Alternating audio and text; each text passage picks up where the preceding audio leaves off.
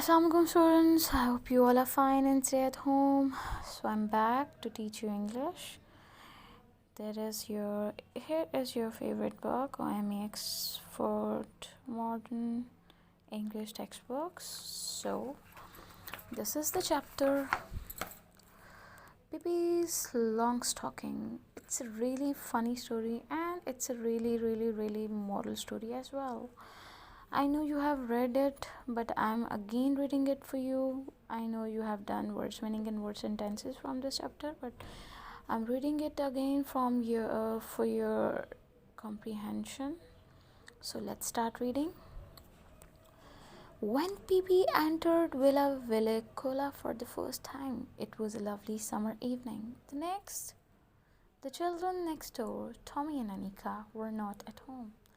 They had gone to visit their grandmother for a week, and so they had no idea that anybody had moved into the house next door.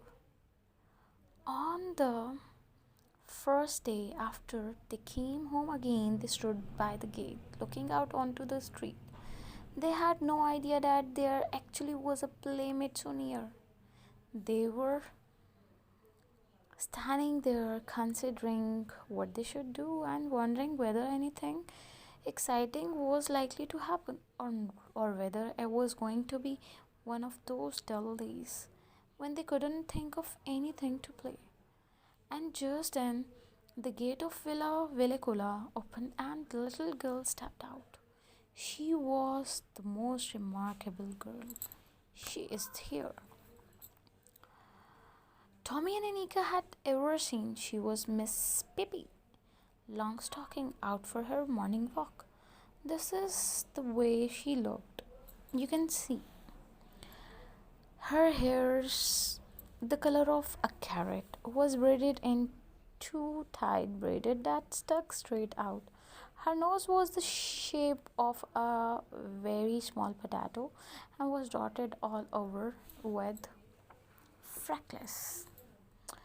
It must be admitted that the mouth under this nose was a very wide one, with strong white teeth. Her dress was rather unusual. Pippi had made it herself. She had meant it to be blue, but there wasn't quite enough blue cloth, so Pippi had sewed little red pieces on it here and there. On her long thin legs she wore a pair of long stockings, one brown and the other black. She had on a pair of black shoes that were exactly twice as long as her feet. Her father had bought these shoes for her in South America so that Pippi would have something to grow into. She loved them and she never wanted to wear any others. But the thing that made Tommy and Anika open their eyes widest of all was the monkey sitting on the strange girl's shoulder.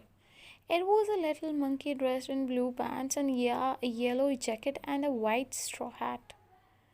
Pippi walked along the street with one foot on the sidewalk and the other in the gutter. Tommy and Anika watched as long as they could see her in a little while she came back, and now she was walking backward. That was because she didn't want to turn around to get home. When she reached Tommy's and Anika's gate, she stopped. The children looked at each other in silence. At last, Tommy spoke. Why did you walk backward? Why did I walk backward? Said Pippi. Isn't this a free country? Can't a person walk any way she wants to? Let me tell you that in Egypt, Egypt, everybody walks that way and nobody thinks it's the least bit strange. How do you know? Asked Tommy. You have never been to Egypt, have you? I have never been to Egypt. Indeed, I have. That's one thing you can be sure of. I have been all over the world and see many things stranger than people walking backward. I wonder what you would have said if I had come along walking on my hands the way they do in farthest Asia.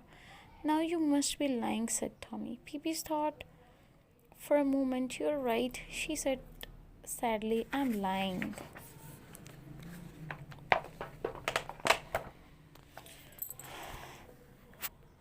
It's wicked to lie, said Anika, who had at last gathered up enough courage to speak. Yes, it's very wicked to lie, said Pippi, even more sadly, but I forget it now and then. How can you expect a little child like me to always tell the truth when my mother is an angel and my father is king of Cannibal Island and I have sailed on the ocean all my life? Then Pippi smiled and continued. Let me tell you, Pippi smiled and continued. And let me tell you that in the Congo, there is not a single person who tells the truth. They lie all day long, begin at 7 in the morning, and keep on until sundown. So, if I should happen to lie now and then, you must try to excuse me and to remember that it is only because I stayed in the Congo a little too long. We can be friends anyway, can't we? Oh, sure, said Tommy and realized suddenly that this was not going to be one of those dull days. By the way, would you come and have breakfast with me? Asked Pippi. Why not? Said Tommy. Come on, let's go. Oh, yes, let's, said Annika.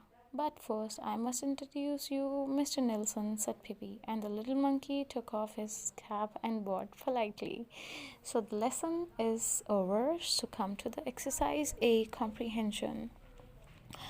I'm reading questions for you. I hope you will understand it and get the answers and write it on the register and send it to me.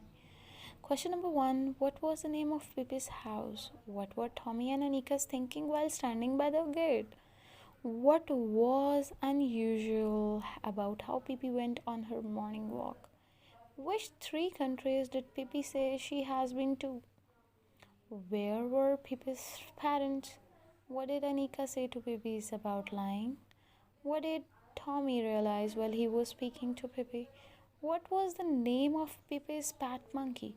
How do we know that the pet monkey was polite? So, now the question two, say whether the following statements about the story are true or false. So, read these and put the T for true and F for false. Tommy and Nika lived next door to Pippi. The monkey was wearing an orange tie. Pippi's shoes were too small. Tommy was very shy. Pippi walked home backward. Pippi invited Tommy and Anika to breakfast. Do this work, complete it, and send it to me for checking. Take care. Allah Hafiz.